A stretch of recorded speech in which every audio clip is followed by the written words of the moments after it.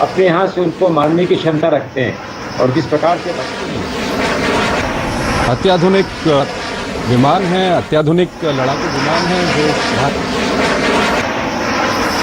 Sir बीच में रोकना चाहूंगी आपको। देखिए पहली तस्वीर दिखा रहे हैं टच डाउन की, दूर से आपको दिखाई दे रहा है राफेल लड़ाकू विमान, और बस जब वो हमारी धरती को बस चूमने ही वाला था उस वक्त की तस्वीर हम आपको दिखा रहे हैं, जिसे आप रेड कारपेट स्वागत भी कह सकते हैं। और उसकी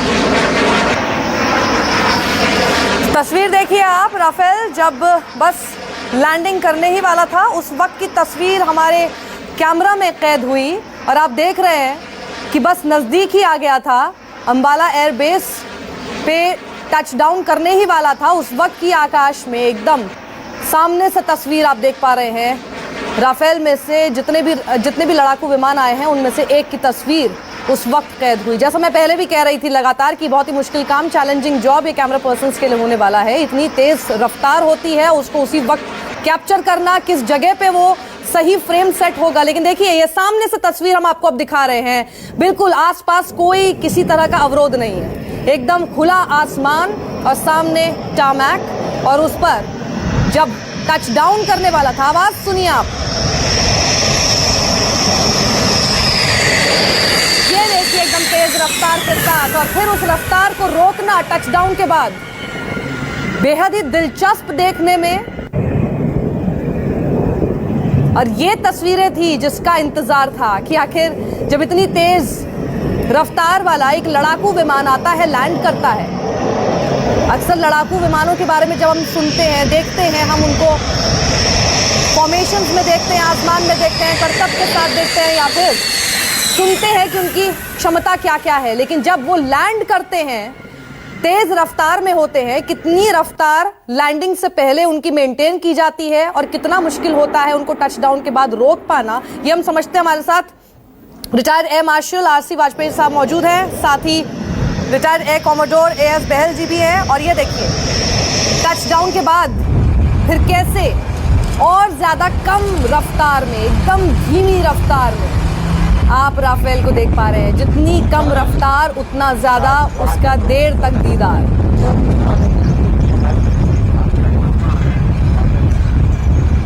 अब एकदम ऐसा लग रहा है कि राफेल अपने शांत स्वभाव में आ गया है, एकदम शांत। अभी तक जो आकाश को चीरता हुआ, अपनी आवाज से गरजता हुआ आ रहा था, टच डाउन के बाद, रुकने के बाद देखिए एकदम शांत, सौम्य।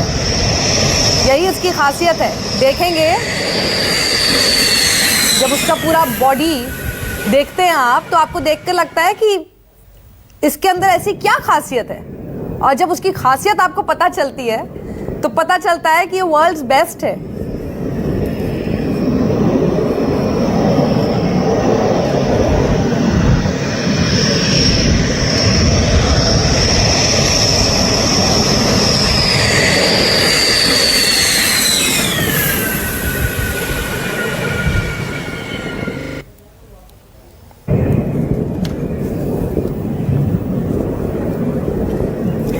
हमारे पॉलिटिकल एडिटर रमन कुमार भी लगातार अंबाला में ही मौजूद है। रमन, इस वक्त क्या हो रहा है? देखिए वो सब तस्वीरें आ चुकी हैं, अब आगे क्या होगा? जिस तरह से कहा जा रहा था कि वाटर सैल्यूट होगा एंड ऑल दैट, तो फिर किस तरह की आगे की पूरी प्रक्रिया होने वाली है?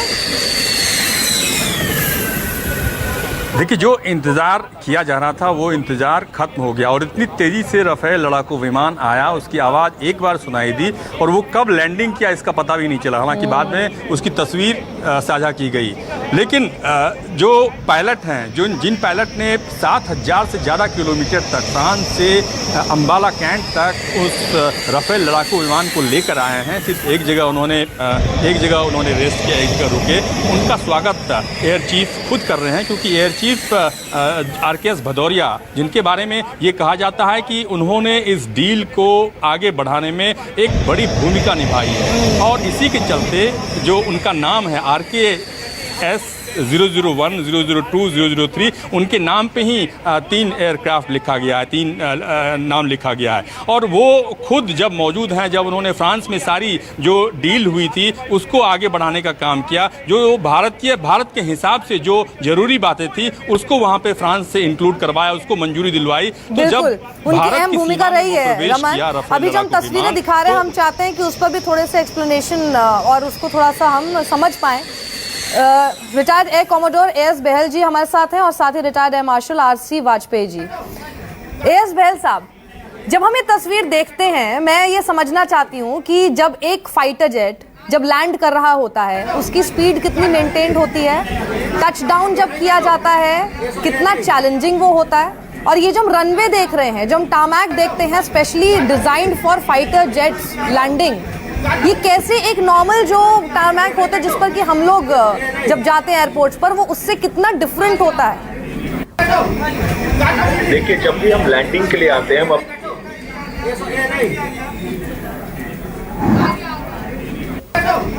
बहल जी, आपको आवाज आ रही है मेरी? वाजपेयी साहब से पूछूंगी ये सवाल, बहल साहब को आवाज नहीं आ रही शायद।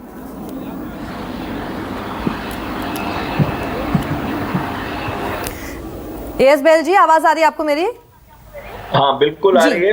जब भी हम लड़ाई पे जाते हैं तो हमारी स्पीड जो होती है वो 900 से 1000 किलोमीटर पर आवर के बीच में होती है, पर जब हम लैंडिंग के लिए आते हैं तो उसको रिड्यूस कर लेते हैं 500 से 600 किलोमीटर तक। और जैसे ही हम लैंडिंग की प्रक्रिया में करते हैं तो उसको 300 से 400 के बीच में रखते हैं, और जब टच डाउन होता है तो उसकी स्पीड 250 के आसपास पे आ जाती है। लेकिन रफाल जो जहाज है ये और भी स्लोअर स्पीड पे आ सकता है, और इसका एक वर्जन है जो नेवी में शिप के ऊपर भी लैंड किया जा सकता है।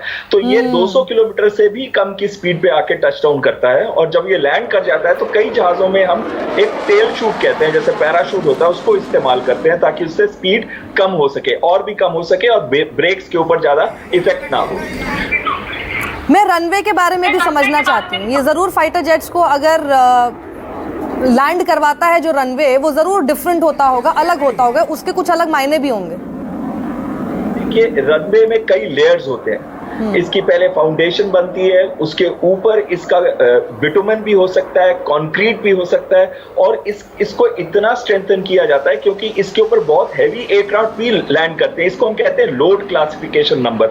हर जहाज का लोड क्लासिफिकेशन नंबर होता है। जैसे अगर बड़े जहाज हो, C-130 है या C-17 है, C-17 के लिए बहुत ही रनवे को बहुत ही हाई लोड क्लासिफिकेशन नंबर चाहिए होगा, और अगर फाइटर जहाज है तो उसका काफी कम होता है, और हेलीकॉप्टर वगैरह के लिए तो बहुत ही कम लोड क्लासिफिकेशन नंबर चाहिए होता है। तो इसमें हर टाइप का मटेरियल हम इस्तेमाल करते हैं। हम इसमें बिटुमन भी यूज कर सकते हैं, इसमें हम कंक्रीट भी यूज कर सकते हैं, और इसमें कई लेयर्स लगते हैं जिसकी वजह से इसको स्ट्रेंथ दिया जाता है, क्योंकि ये इनिशियल इंपैक्ट लेता है एक फाइटर जहाज का जब वो लैंड करता है। और उसी तरीके से अगर बहुत हैवी एयरक्राफ्ट होंगे, जैसे मैंने आपको C-17 बताया, वो वैसे एयरक्राफ्ट जब लैंड करते हैं तो उनका तो बहुत ज्यादा ही इंपैक्ट होता है। RC वाजपेयी जी, आप हमारे साथ हैं अभी? हाँ, पूछिए जी वाजपेयी जी, अगर जो फाइटर जेट होता है वो अपने पूरे फुल पेलोड के साथ हो, तो क्या उसको लैंडिंग में, टच डाउन में थोड़ी सी दिक्कत होती है, चैलेंजिंग होता है? और जिस तरह से राफेल है उसको होगा? फुल लोड जब होता है तो उसको लैंडिंग में जरूर मतलब बहुत सावधानी बरतनी पड़ती है।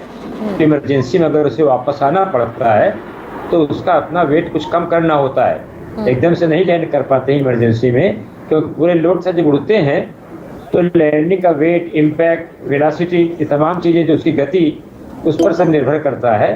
तो जरूर दिक्कत पड़ती है और सावधानी बरतनी पड़ती है बहुत।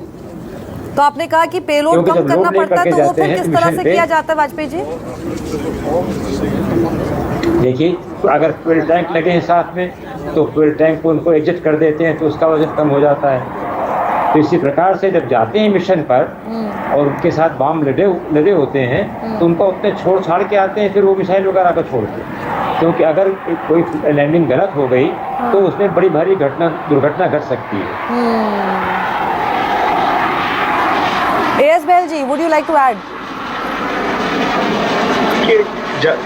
कुछ जहाज हैं जैसे जैगुआर है और मिराज है, ये जहाज जो है ये फ्यूल को हवा में भी गिरा सकते हैं अगर आपको इमरजेंसी लैंडिंग पे आना है और फ्यूल की वजह से वेट आपका ज्यादा है, क्योंकि हर जहाज का एक लैंडिंग वेट होता है, एक होता है take off weight. Take off weight हमेशा लैंडिंग वेट से ज्यादा होता है, उसमें आप फुल पेलोड पे टेक ऑफ कर जाते हैं। जैसे कि मैं आपको सुखोई 30 का बताऊं तो 32 टन उसका टोटल टेक ऑफ वेट है, पर लैंडिंग वेट हो सकता है उसका 20 से 22 टन के बीच में हो। तो अगर उससे ऊपर आता है तो वो अपना फ्यूल को पहले स्प्रे कर देगा बाहर, कम कर देगा, उसके बाद लैंडिंग। और अगर सपोज उसमें कोई हैवी बॉम्ब्स लगे हैं तो वो अपने जो रेंज है जहां पे वो फायरिंग के लिए गया था तो वहां पे वो जेटिसन करके आ जाएगा, और वहां से आने के बाद अगर तब भी लैंडिंग वेट पे नहीं आता तो फ्यूल को स्प्रे कर देता है लैंडिंग से पहले। तो इसका मतलब वो जो आप बॉम्ब्स के बारे में बता रहे हैं तो वो वेस्ट हो जाते हैं?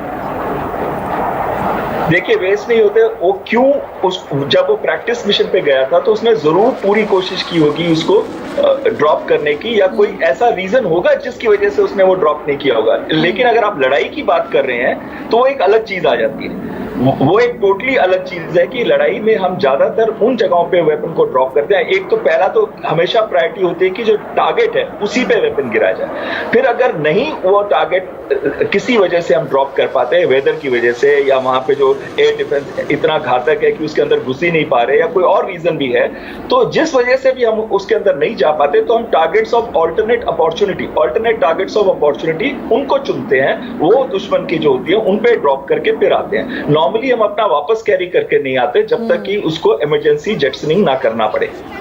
ठीक है, कुछ और टेक्निकल टर्म्स जरा समझ लेते हैं। आरसी वाजपेयी जी भी हमारे साथ मौजूद हैं। सर, जब ये एक प्रेस रिलीज आई थी और जुलाई 20 को, तब ये कहा गया था the aircraft will be inducted at Ambala air force station subject to weather. The final induction ceremony will take place in the second half of August. और साथ ही ये भी कहा गया था कि जो अब लैंडिंग के बाद जो पहली प्रायोरिटी होगी वो सभी क्रू को, जो कि ग्राउंड क्रू भी हुआ, उन सभी को हेड्स डाउन कराने की होगी। ये हेड्स डाउन क्या होता है?